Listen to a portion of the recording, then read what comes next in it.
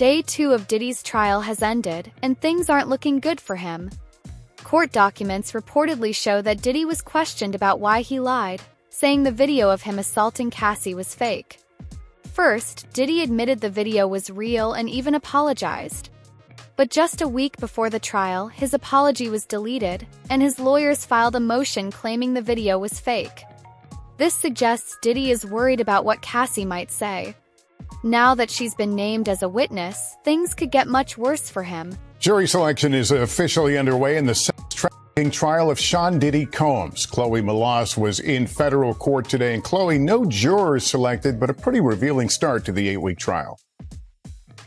Lester, that's right. It was an illuminating first day of court. Combs entered the courtroom wearing a crew-neck sweater and a white button-down shirt. He had some gray in his hair and in his goatee. And at one point, he told the judge that he needed to use the bathroom and that he was feeling a little bit nervous. Now, also, several celebrities were named today, although they haven't been accused of any wrongdoing. They might be mentioned during the course of the trial. Their names are Michael B. Jordan, Mike Myers, Kanye West, and his former girlfriend, Cassie Ventura, who has accused him of years of physical and emotional abuse. And she is expected to testify during the trial. Now, Combs has vehemently denied all of the allegations against him. I also want to point out that celebrity attorney Mark Garagos, he was present in the courtroom. His daughter is Tenny Garagos, one of the lead attorneys for Combs throughout this trial. Now, a source telling NBC News that he hasn't joined the team, but he is advising on jury selection. The video of Diddy assaulting Cassie is what sparked everything, and now it looks like it could be the very thing that sends him to jail. His legal team knows how damaging the footage is and is doing everything they can to get it thrown out. Combs wants that video or videos excluded from trial. And for that, we turn to his motion in limine to exclude video footage of that March 5th, 2016 incident. Motion in limine is a pretrial motion that aims at preventing evidence from coming into trial or limiting it in some way. And it starts by saying, quote, "There is no longer any dispute that the CNN footage from March 5th, 2016 at the Intercontinental Hotel offered by the government at 3 separate bail hearings is wholly inaccurate, having been altered, manipulated, sped up, and edited to be out of sequence. As indicated below, CNN paid Redacted, don't know who this person is, Redacted, for footage, copied that footage in unknown ways, presented that footage out of order, and destroyed the original. Accordingly, all the footage from CNN is inaccurate and inadmissible. As for the 2 items of footage filmed by an iPhone 6, those pieces of footage are inaccurate and inadmissible as well for the reasons set out below." Before Cassie leaked the video, Diddy's lawyers were insisting the whole thing was fake and that Cassie was lying. But once the video went viral, Diddy posted an apology on Instagram, saying he was ashamed and would take full responsibility. That turned out to be another lie. Just days later, he deleted the apology and began targeting Cassie instead. It's so difficult to reflect on the darkest times in your life. But sometimes you gotta do that.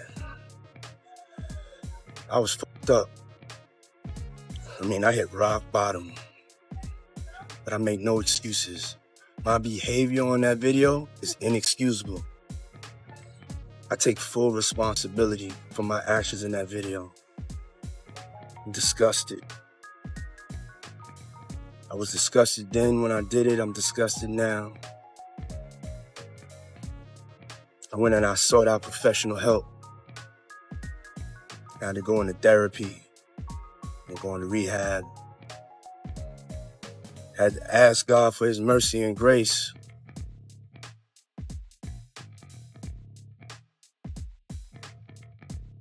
I'm so sorry. But I'm committed to be a better man each and every day. I'm not asking for forgiveness. I'm truly sorry.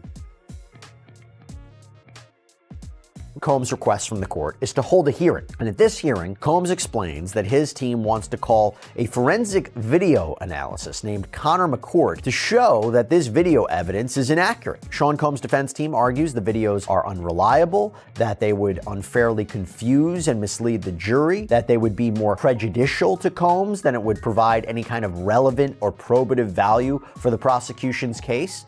They write, quote, "If a picture is worth 1,000 words, a video is worth a number well over the court's word limit."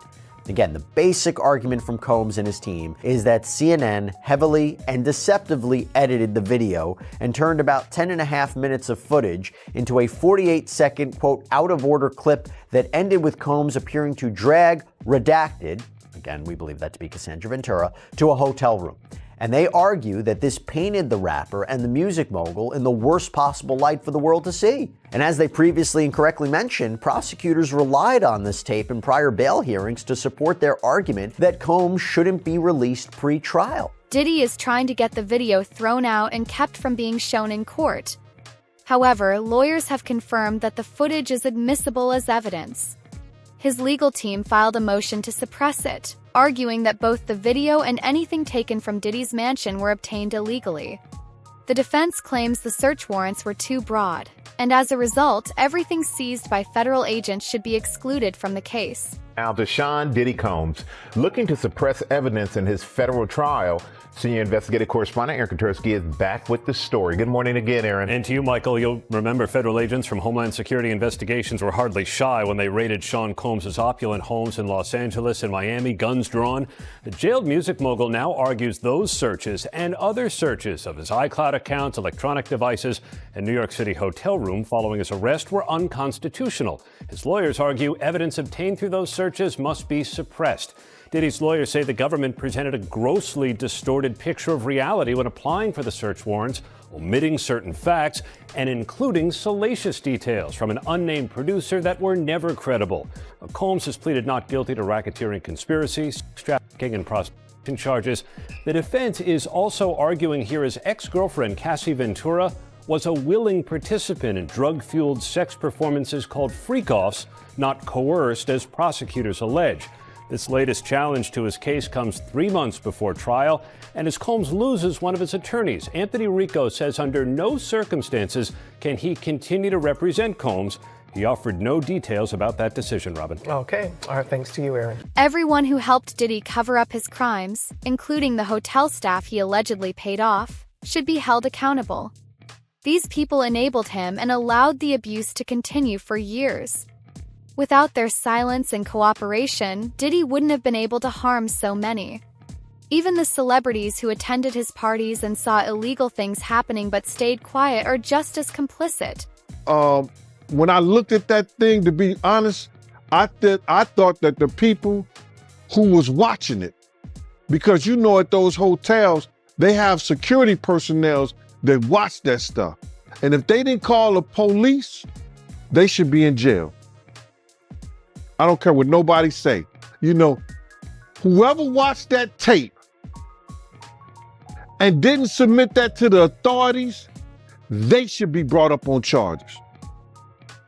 Why do you think the video is barely coming out right now? Because you got a lot of people, you know, that's wondering why it took so long. First of all, they know that Puff probably paid the security personnel because he knew it was on camera. When he made it to the hallway, when she made it to that phone, once that phone picked up, that's going straight to security. That's for emergency purposes only. So either the concierge or somebody that's handling emergency type situations when she picked up that phone. So now, Puff probably had somebody pay them off. 9 times out of 10, he had somebody pay them off, bruh. All of this has been building up for years. Back in 2018, Diddy's alleged sex slave, Jonathan Audi, claimed that Diddy was pimping out Cassie to other men, but at the time, no one believed him. Diddy and Ross, which they good buddies, okay?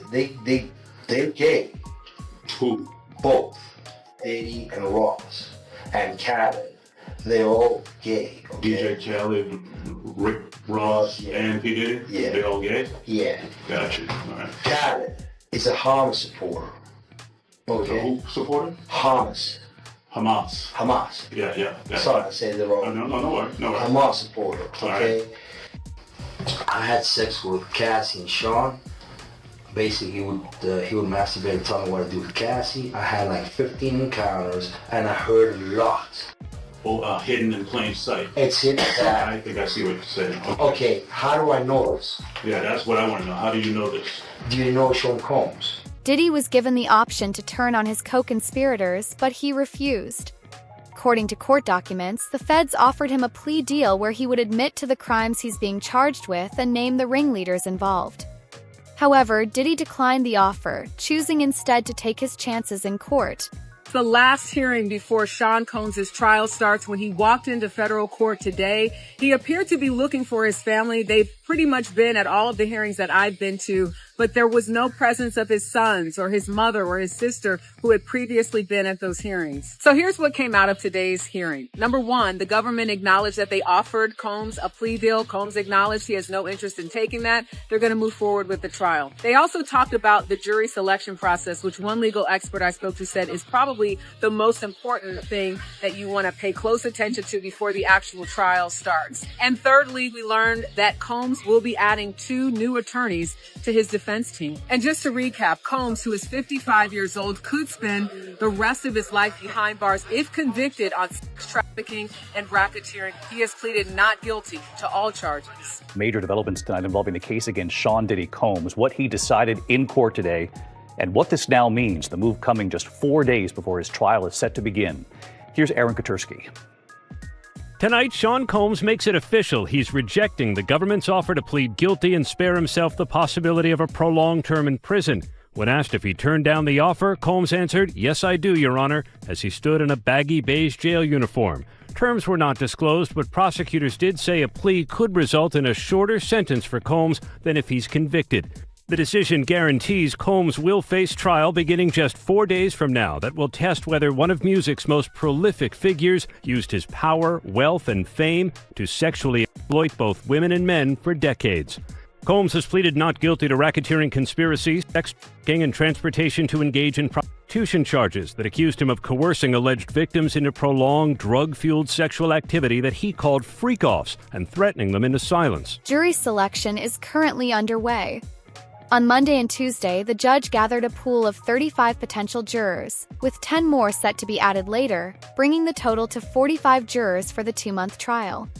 Jurors are being asked if they're comfortable watching Diddy's explicit tapes in court, as these tapes are a key piece of evidence and could incriminate several people involved. The other thing I wanted to ask you that I found fascinating is that Diddy reportedly yesterday asked that judge for a bathroom break, telling the judge, "I'm sorry, Your Honor, I'm a little nervous today." Were you surprised that he admitted that? And what do you think that reveals about him ahead of opening statements? I'm so glad you brought that up. Look, I've said it before, I'll say it again. The fact that we are going to trial in under a year from when a defendant is arrested and indicted at the federal level doesn't happen. But Combs has been pushing towards this trial date. He doesn't want to spend one more day behind in federal lockup. Having said that, you're now at this case. And the government, this is the Southern District of New York, they don't move forward with the case unless they feel they have the goods.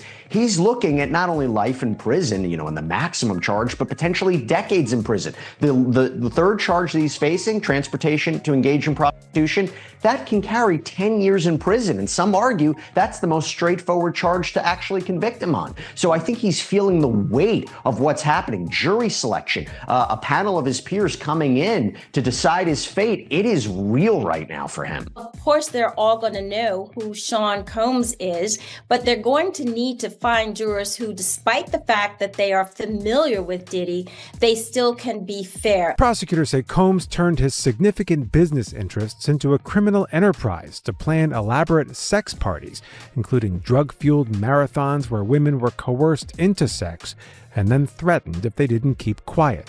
The jury pool filling out a 17-page questionnaire, answering questions about their impartiality amid warnings the evidence is graphic and sexually explicit. The judge has drilled down on some of those questions that they answer in the questionnaire to see whether or not they had any issues to serving in this trial. Diddy's attorneys have confirmed that the tapes will be played in court.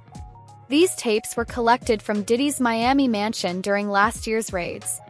The FBI is currently decrypting the data, and it's believed that there are hundreds of hours of footage. Most likely, prosecutors will only play selected tapes. They are likely using the tapes to pressure more people into testifying against Diddy. the jury sits, will they be shown these tapes? 100%. Will they have to watch it in court? Like during 100% in court in front of a room of people. And so that's the other thing that's awful. They are going to be watching basically for hours on end in front of people. So in front of victim one, whoever it may be, there's going to be played in the federal courtroom. And victim one would have been made aware of this? Oh, 100%. She's probably being told right now, like, this is going to be played in open court. Your sex history, your sex life is going to be talked about in open court. All of this. And presumably then she knows that and she's pushing forward because she hasn't withdrawn. Don't forget this. It doesn't matter if she does or she doesn't. This isn't a civil case. This is the criminal case. So she could flat out tell the federal government, I don't want to participate. And they can say, we don't care. This is a crime. Crimes are against the United States, not against them. Keep calling her victim one, but don't forget, she's a witness to a crime. So it doesn't matter if she went to them in today and said, I'm not participating. Their response, we don't care. Get your ass on the stand. There is a mountain of evidence against Diddy right now. Most of the people who agreed to testify anonymously only did so because they knew they were caught on the tapes. Allegedly, hundreds of people were interviewed until prosecutors were confident they could win. The district attorney for the Southern District of New York has a 97% win rate, which makes this trial an uphill battle for Diddy. His lawyers are fully aware of the tough road ahead. The allegations implicate dozens of unidentified witnesses and alleged co-conspirators around the world, and some of the key witnesses to the supposed incidents are dead, basically meaning how can we defend against it? The defense is not even permitted to share the identities of the individuals described in the disclosure letter with Mr. Combs until April 18th, further hampering defense counsel's ability to investigate. Collectively, these new allegations require many months, if not years, to investigate, and if admitted, would require a series of mini-trials certain to double the length of a trial the government originally said would last 3 weeks. So this is an explosive allegation that on its face, I don't know if I necessarily disagree with. If they are bringing in evidence of uncharged conduct, wouldn't the defense have an opportunity to investigate it and challenge it? It seems like they're making a point. So if this evidence is allowed in, there is a chance this could delay the trial significantly. We all know Combs wants to go to trial, but how can he properly defend himself against this in just a few weeks? To make matters worse for Diddy, Cassie isn't backing down either. She's the only one who will testify using her real name. Having dated Diddy for 11 years, if Cassie reveals everything she witnessed during that time, Diddy won't have a chance of escaping the consequences. All right, Cassie. She plans to testify against Diddy at the trial, and she's going to use her name. So a lot of the women who have accused Diddy are anonymous. They're right. Jane Doe or Victim One. Or John Doe's. Or John Doe's. But Cassie, allegedly, apparently, is going to take the stand and talk about her... obviously, that tape of him beating her up at the hotel is what set off this whole thing. You know what I mean? Like, this has just made it matters so bad for Diddy. So now that she is gonna sit up there and like look him square in the eyes and talk about her side of the story, that's not great for Diddy, obviously. No, and like I think also Cassie is a celebrity, right? Like millennials know who she was or is. She had like a booming career back in the day. So I think it also adds some extra zhuzh when you have like a well-known public figure coming forward. Trusted, public figure. Trusted and beloved too. So I think that also will hurt him. She, of course, became public. All of this went public when that video came out from CNN. So it's been revealed who she is already. And now she is not looking to conceal her name. She wants to, you know, put it all out on the table. And yeah, yikes, it could be really bad for him. The evidence against Diddy is so overwhelming that his lawyers are quitting. They're not willing to stay on a case they know they can't win. Diddy had been with the prestigious law firm Grubman, Shire, Miles & Sachs for over 20 years, but after the federal lawsuit was filed, they dropped him as a client. They clearly recognize they can't win and aren't willing to go down with him. Sean Diddy Combs' legal team is getting a little smaller. As the rap mogul's defense team prepares for his May trial on sex trafficking charges, his attorney, Anthony Rico, respectfully but regrettably requested to be dismissed from his role, according to documents obtained by NBC News. Rico, who is one of 6 attorneys on the case, requested in the February 21st filing to withdraw as representation because, quote, under no circumstances can I continue to effectively serve as counsel for Sean Combs, consistent with the ABA standards for criminal justice. The motion continues, quote, while I'm aware that the local rule requires that an application for withdrawal of counsel is supported and granted only upon a showing by affidavit or otherwise of satisfactory reasons for withdrawal, there are sufficient reasons related to the protections afforded by the attorney-client privilege for brevity in my application for withdrawal as counsel in this case. So the high-powered law firm of Grubman, Shire, Masalis, and Sachs has dropped Combs as a client. Now, this is the firm of Alan Grubman, who is a very prominent entertainment lawyer that represents some very big names. The Weeknd, Madonna, Chris Brown, Paul Simon, Usher, Bruce Springsteen. In fact, by the way, Alan Grubman was inducted into the Rock and Roll Hall of Fame. He actually helped found that back in the 1980s. So, gives you an idea about how big of a powerhouse this firm is. Now let's go back to Sean Combs. So the rumor circulating is that this firm did this because singer and actress Lady Gaga had threatened to leave the firm unless they parted ways with Combs. This is according to reporting by News Nation. And it's a big deal because the rapper and producer had apparently been with Grubman's firm for over 20 years. He was friends with Alan Grubman by all accounts. With no other option left, Diddy's attorneys are now arguing that he was too drunk to realize that what he was doing was wrong. They're trying to make it seem like Diddy had no awareness of his actions. According to court documents, a motion was filed by his legal team on Sunday, April 27th, claiming that the effects of drugs and alcohol had diminished Diddy's mental capacity. If this motion is accepted, Diddy could essentially escape accountability for everything. But it looks like they're going to try and say that Diddy's mental capacity could not make it possible for him to commit these crimes, claiming that maybe drugs or alcohol could have been at fault. Apparently, a couple of weeks ago, the prosecution offered Diddy a plea deal, which he turned down. We don't know the details of what that plea deal entailed, but he said he's not taking it. This is coming after they've added additional charges, like the second superseding indictment. You know that Cassie video where you see Diddy dragging her in a hotel from 2016?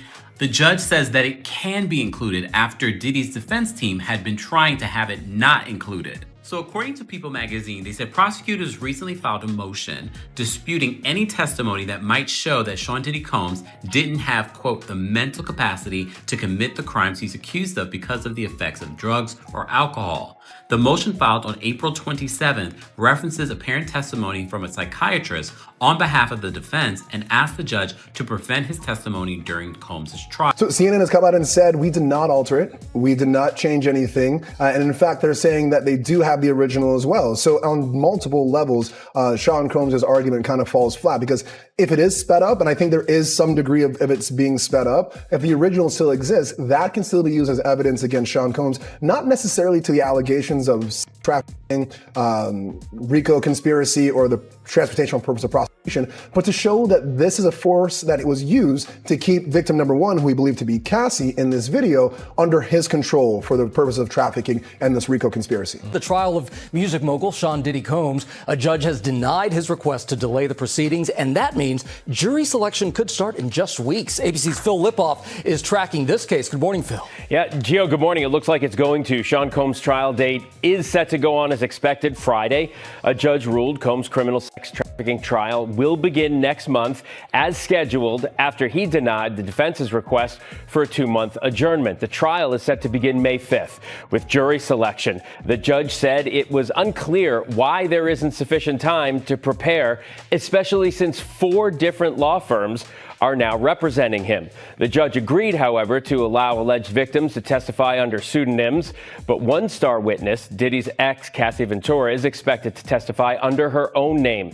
She filed, you'll remember, a quickly settled civil lawsuit against Combs. The judge agreed with a defense request to receive outtakes of interviews conducted for a documentary produced by Warner Brothers. Those interviews were conducted with potential trial witnesses. Combs appeared in Jailhouse Beige on Friday and was given a moment at the end of the hearing to communicate with his mother and one of his sons. He told them, "I love you and we're good." He has pleaded, we should mention, not guilty to all 5 federal counts and maintained his innocence in the civil suit.